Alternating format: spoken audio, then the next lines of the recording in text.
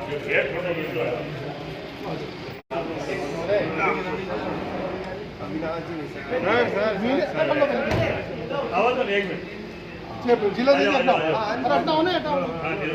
विकास प्रजापति की जिस ढंग से पीटने के बाद मृत्यु हुई है वो बहुत ही हृदय विदारक भी है और शर्मनाक भी है।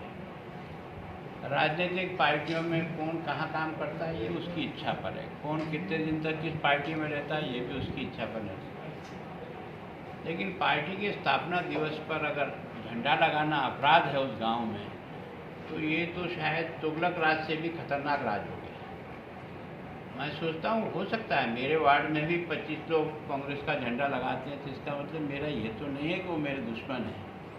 लोकतंत्र में सबको अपना अपना काम करने का अधिकार है, लेकिन उसकी जिस बेरहमी से पिटाई हुई और पिटाई के बाद उसकी उदयपुर हॉस्पिटल में डेथ हुई, डेथ के समाचार मिलने के बाद मेरे को विषय की पूरी जानकारी सामने आई, तो वास्तव में बहुत ही दुखद भी है।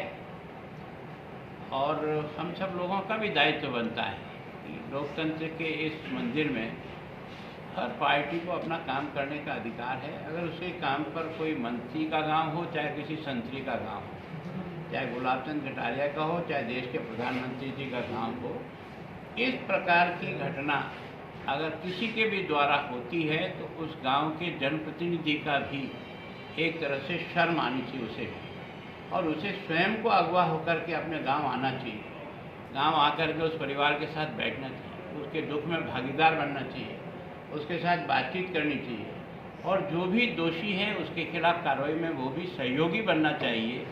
ये तो होता है मानवीय और इंसानियत। लेकिन अभी तक की जो मेरी जानकारी है, इस तरह की कोई बात हुई नहीं, ऐसा मुझे जानकारी मिली है। पुख्ता तो अब जाऊँगा जब पता लगेगा। ऐसी ही एक सरपंच की घटना हुई। अब वो सरपंच जनप्रतिनिधि है, बीजेपी का हो या कांग्रेस का हो, लेकिन अगर उसकी डेथ हो गई तो एक मानवीय दृष्टि से भी उसके घर बैठने जाना, उसके परिवार को सांत्वना देना, उसमें भी मुझे लगता है कि इतने बड़े व्यक्ति को इतना बड़ा दिल रख करके भी काम करना चाहिए, उससे भी शायद नहीं। एक घटना और हुई कि किसी सरपंच ने गाड़ी के नीचे दे करके लोगों को मार दिया। इस प्रकार की घटना भी उनके क्षेत्र में घटती है और मंत्री जी को कोई फर्क नहीं पड़ता है कि आदमी मरे या जानवर की तरह से मरे। ये दुखद है। मंत्री को केवल राज बचाए रखना इसकी जिंदगी का असूल हो गया है। राजस्थान ठीक चले इसके बारे में इसकी कोई चिंता नहीं।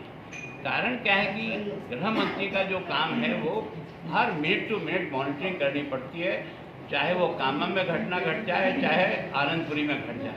वहाँ के बारे में तुरंत मंत्री की दायित्व होता है कि वो अधिकारी से बात करे, घटना की जानकारी ले, सीरियसनेस को समझे, डायरेक्शन दे और उनकी कार्रवाई करे। ये होता है उस गृह मंत्री का धर्म।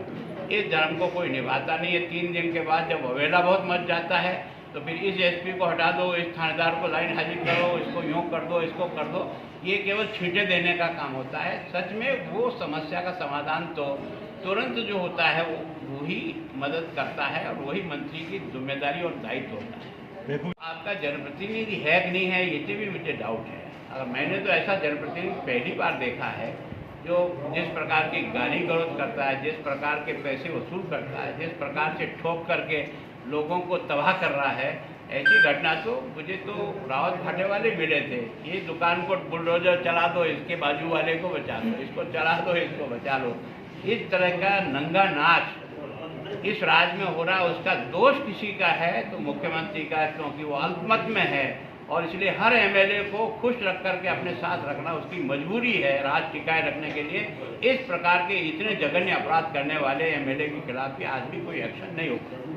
घटना पुलिस ने एक अच्छी सफलता की। मैं इसको ये मानता हूँ कि समय के पहले उन लोगों को उन्होंने दबोच लिया जो कोई एक बहुत बड़ी घटना हो जाती थी। पुलिस अच्छा काम भी करती है, केवल पुलिस की कमियां निकालना ही हमारा असूल नहीं है। देखो मैं ये हल्के बातों से अपने आप को आगे मीडिया में लाने का प्रयत्न नहीं करता हूँ। मैं दोषी है सामने दिख रहा है, और अगर जिसके गांव की घटना हो जाए उसकी नैतिक दायित्व होता है कि दौड़ के सबसे पहले अपने गांव के अमन चैन शांति के लिए और सबको विश्वास में लेने के लिए तुरंत आ जाना चाहिए और इस घटना को कंट्रोल करने का प्रयास करना चाहिए। ये तो होता है इंसानियत। इसका मतलब यह है कि आप में वो गुण रहे ही नहीं।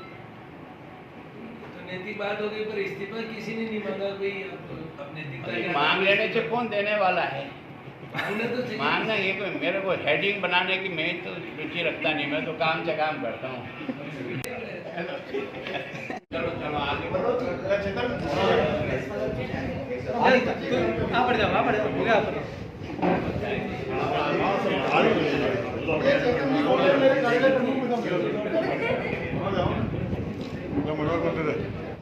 अपना आ जाएगा, अलग अलग करने की जरूरत नहीं। हाजिर है। गार्ड बगल सत शांति खड़ा रहे। गार्ड विसर्जन।